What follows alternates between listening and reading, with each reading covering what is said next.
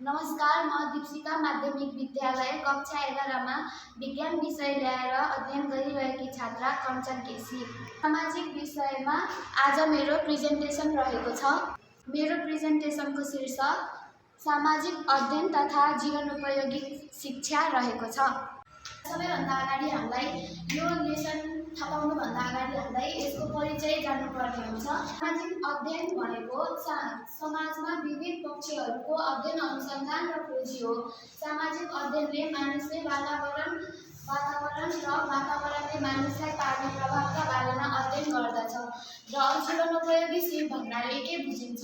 मानिसको जीवन सहज, सरल, सफल र व्यवस्थित बनाउन आवश्यक सिपलाई जीवनोपयोगी सिप भनिन्छ। यी सिप हामीले सामाजिक अध्ययन विषयको क्रियाकलाप गर्दा नै सिक्ने गर्दछौँ। जीवनोपयोगी शिक्षा भनेको के हो त?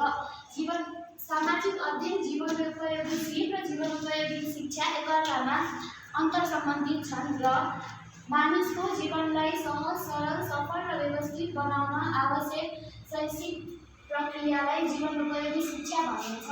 जीवनोपयोगी सिप सिकाउने प्रक्रिया नै जीवनोपयोगी शिक्षा हो भनेर पनि हामीले बुझ्न सक्छौँ। जीवनोपयोगी शिक्षा, जीवनोपयोगी सिप र सामाजिक अध्ययन हाम्रो समाज र हामी लगायत सबैजनालाई आवश्यक पर्ने कुरा हो र हामीले केही कुरा थाहा पाउनु अघि त्यसको उद्देश्य, महत्त्वहरू पनि थाहा पाएर मात्र अगाडि बढ्नुपर्छ। किनकि पछि गएर त्यसले हामीलाई के कस्तो खालको प्रभाव पार्छ त भन्ने हामीले यी कुराहरूबाट बुझ्न सक्छौँ। र सामाजिक अध्ययनको उद्देश्य के हो त?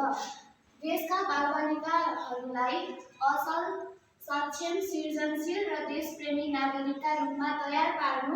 हरेक नागरिकले आफ्नो देशको भौगोलिक, आर्थिक, सामाजिक, सांस्कृतिक, ऐतिहासिक तथा राजनीतिक अवस्थाका बारेमा सामान्य जानकारी राख्न र त्यसमा समायोजन हुन सिक्न आवश्यक हुन्छ। यी सबै उद्देश्य अन्तर्गत पर्दछन्। र सामाजिक अध्ययनको महत्त्व के हो त? सामाजिक अध्ययनले विद्यार्थीहरूलाई विभिन्न भाषा, संस्कृति, परम्परा आदिको सम्मान गर्नुपर्छ भन्ने भावना जागृत गर्दछ। आफ्नो वातावरण र समाजसँग सम्बन्ध बुझ्न र सोही बमोजिम व्यवहार गर्न मद्दत गर्दछ। नागरिक शिक्षा प्रदान गर्दछ। समस्या समाधान गर्ने क्षमता विकास गर्न मद्दत गर्दछ। यी सबै हाम्रो जीवनमा चाहिने महत्त्वपूर्ण कुराहरू यहाँ समेटिएको छ। हामी विद्यार्थी भएर हामीले आफ्नो जीवनमा के कस्ता बानीहरू लागू गर्नुपर्छ भन्ने कुरा पनि यस अन्तर्गत पर्दछन्। र जीवनोपयोगी सिप भन्नाले के हो त? जीवनोपयोगी सिप भन्नाले हामी अहिले जसरी बाँचिरहेका छौँ, बाँच्दाखेरि हाम्रो जिइराख्दाखेरि हामीलाई के सिपहरू चाहिन्छ त भन्ने कुरा यहाँ लेखिएको छ। जस्तै समूहमा काम गर्ने, एकअर्कामा कुराकानी गर्ने, सहकार्य गर्ने, सहयोग गर्ने, नेतृत्व गर्ने, समस्या समाधान गर्ने। सामाजिक अध्ययन मात्र बुझेर हामीलाई काम हुँदैन। जीवनोपयोगी सिप हामीमा भएन भने हामीले समाज बुझ्न सक्दैनौँ। त्यसैले जीवनोपयोगी सिप भन्ने हाम्रो जीवनमा उत्तिकै महत्त्वपूर्ण कुरा हुन्छ। र सामाजिक अध्ययन र जीवनोपयोगी सिप बिचको अन्तर्सम्बन्ध जस्तै अघि मैले भनिसकेँ, सामाजिक अध्ययन र जीवनोपयोगी सिप र जीवनोपयोगी शिक्षा एकअर्कामा अन्तर्सम्बन्धित।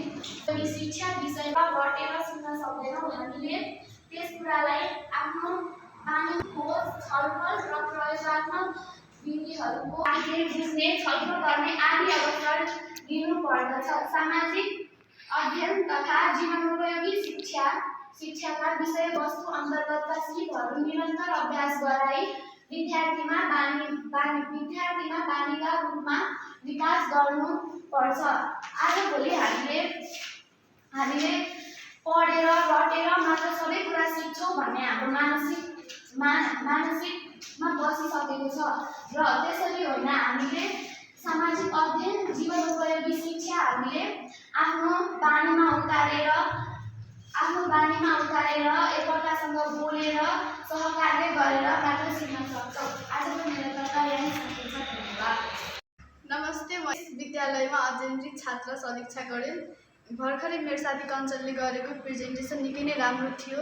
उनले गराएको प्रेजेन्टेसनमा उनको धेरै नै मेहनत लागेको छ। धेरै नै राम्रो थियो। धन्यवाद।